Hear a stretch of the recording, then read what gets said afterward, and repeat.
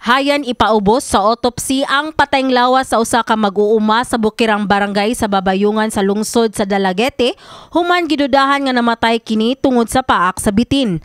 Dako ang pagtuo sa mga silingan nga banakon o kobra ang nakaingon sa kamatayon ni Maximo Milan. Kini human nga dunay samad nga masusama sa paak sa bitin ang 64 anyos nga mag-uuma sa dihang miresponde ang kapulisan o local responders sa lugar. Labing uwahing nakitaan ang biktima pasado alas 6 sa buntag nga nagtugway sa iyang kanding. Nahinabi sa MyTV News Team ang silingan ni Milan nga si Joy Ambayik nga maoy nakakuha dayon og hulagway sa patayng lawas sa biktima. Mipadayag kini sa iyang pagtuo nga banakon ang nakapaak ka Milan tungod sa miaging adlaw. Duha ka banakon kon king cobra ang napatay sa ilang lugar tungod sa kahadlok sa mga residente sa pagtumaw ni ini sa ilang barangay. Friday kay nagpustad ko sa katong banakon nga nakit-an diri nakatay sa silingan sa damo. Duha ka buok diha sa iyang tugkaran. Napalakay jud tanang very alarming kay sa tanan diri sa labi na sa kanang mag-uuma kay mostly among panginabuhi. Panguma ba pamaol, siyempre, ato gimig mga baol.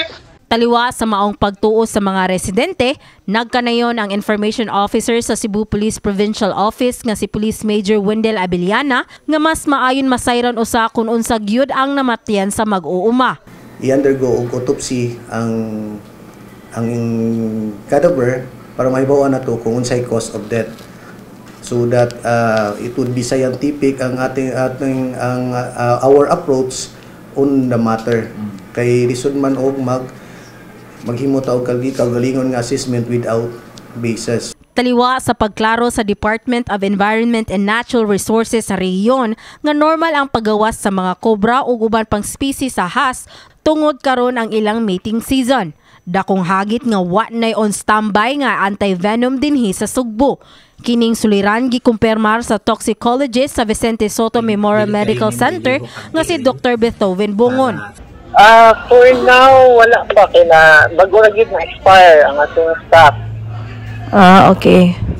So unsa ato ang maingon sa kuan pa mi nag-order pa mi nag-process kami ron for the fund. The next batch wala pa man sagud maka-provide ang kuan supplier. By June pa daw sila maka-provide. Muon pa. Apan giklaro ni Bungon nga andam hinuon ang mga medical experts sa ilang tambalanan nga motambal sa mga pasyente nga napaakan og non-venomous nga bitin.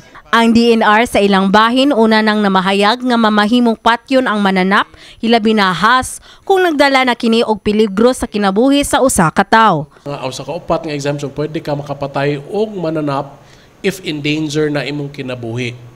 No? Life or limb of a human being, kung in danger na mo, pwede nimo mapatay ang usa ka mananap. No? Wala lang taga-ingon og unsa nga mananap, pero for sure, may kagkobra, pwede nimo mapatay. Kini si Mary Francis Lin kaayon alang sa MyTV, Cebu.